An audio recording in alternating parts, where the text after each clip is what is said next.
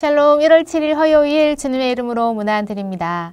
새 7일차 말씀으로 시작하는 복된 하루가 되시기를 축복합니다. 여러분 성경 잘 읽고 계시죠? 올해부터는 매일의 묵상과 통독을 함께 하고 있는데요. 성경을 읽고 또 특별히 마음에 주시는 구절을 노트에 기록하면서 말씀해 주시는 은혜를 직접 찾고 기록하는 시간으로 진행하고 있습니다. 어제는 창세기 15장부터 17장을 통해서 아브라함과 언약을 맺으시는 장면을 살폈고요. 오늘은 창세기 18장부터 20장을 읽어보도록 하겠습니다. 여러분 혹시 소돔이라는 영어 단어를 아십니까? 남색 또는 동성애를 뜻하는 말인데요. 오늘 말씀 중에 이 단어와 관련된 장소가 등장합니다. 네, 바로 소돔이라는 도시입니다.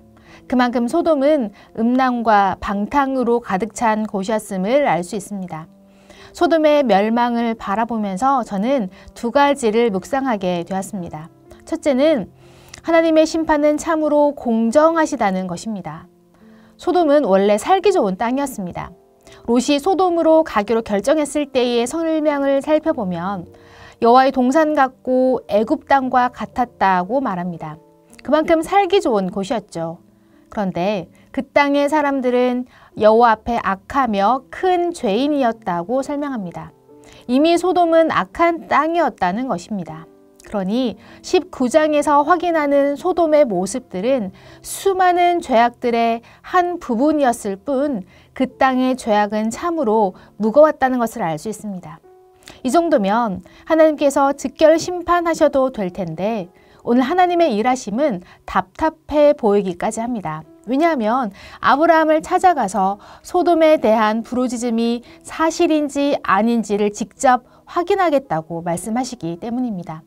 그리고 그 후에야 심판을 선포하십니다. 여러분, 하나님께서 정말 알지 못해서 소돔 땅까지 내려오신 것일까요? 그렇지 않죠. 저는 이 모습을 보면서 하나님의 마음이 느껴졌습니다. 한 명이라도 더 구원하려고, 그래서 시간을 벌어주시려는 것 같기도 하고 또 돌이킬 수 없는 심판을 앞두고 확인하고 또 확인하는 것처럼 보였기 때문입니다. 그래서 소돔 땅으로 바로 가지 않으시고 굳이 아브라함을 찾아가시죠.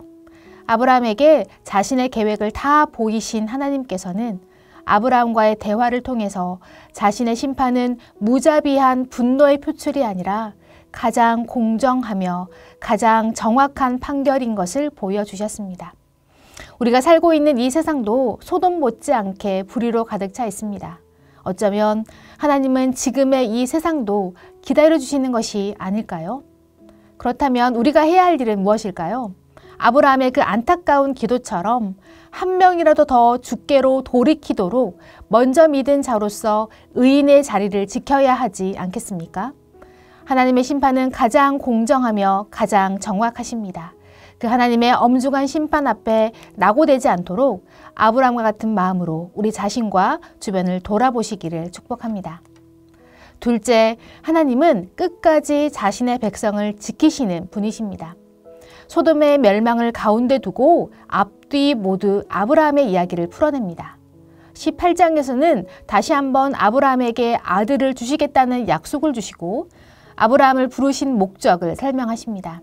그런데 20장으로 가면 아브라함이 이상한 행동을 합니다. 남쪽으로 거처를 옮긴 것입니다. 우리는 언제든지 이사할 수 있지만 아브라함에게 땅은 하나님의 약속과 연결되는 일이었기 때문에 그저 이사 정도의 의미가 아니었습니다. 뿐만 아니라 아브라함은 자신의 아내 사라를 여동생으로 속이고 있습니다. 이유인즉슨 아브라함이 갈대아 우르를 떠나서 가나안 땅까지 오는 동안 가는 곳마다 사라를 여동생으로 소개했다는 것입니다. 왜냐하면 아내가 너무 아름다웠기 때문이죠. 분명히 아브라함의 행동은 잘못되었습니다. 소돔의 멸망을 보면서 의인과 악인을 함께 죽이는 것이 부당하다고 외쳤던 아브라함이 아비멜렉을 속여서 죄를 짓게 만들 뻔했기 때문입니다. 그러나 하나님은 현몽하심으로 사라를 범하지 못하도록 막으셨습니다.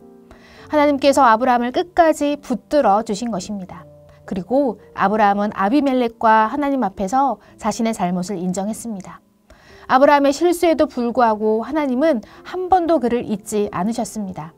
롯이 거주하는 성을 엎으실 때에도 아브라함을 생각하셨고 아비멜렉을 축복할 때에도 아브라함을 사용하셨습니다. 아브라함을 향한 하나님의 사랑이 이해가 되십니까? 세상은 이런 하나님의 사랑을 편애라고 부를지 모르지만 하나님은 이 순간에도 자신의 공의로 이 사건을 마무리하셨습니다.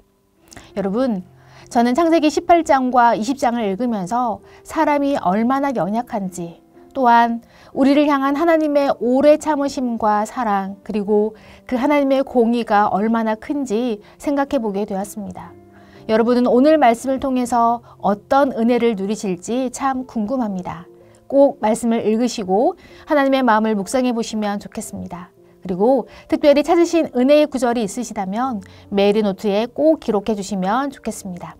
매일 말씀으로 하나님을 더 깊이 알아가는 여러분의 하루가 되시길 축복합니다. 기도하겠습니다. 하나님, 우리는 소돔의 멸망을 마땅히 여깁니다. 그런데 지금 이 세상이 소돔과 다르지 않음을 알고 있습니다. 이 땅에서 믿음을 잃지 않도록 지켜주시고 온 세상이 속히 하나님께 돌아오게 인도하여 주옵소서. 또한 매번 흔들리고 넘어지는 우리를 불쌍히 여기사 아브라함에게 보이셨던 그 사랑과 인내를 우리에게도 허락하여 주시옵소서. 공의로우시며 사랑이 많으신 예수님의 이름으로 기도합니다. 아멘.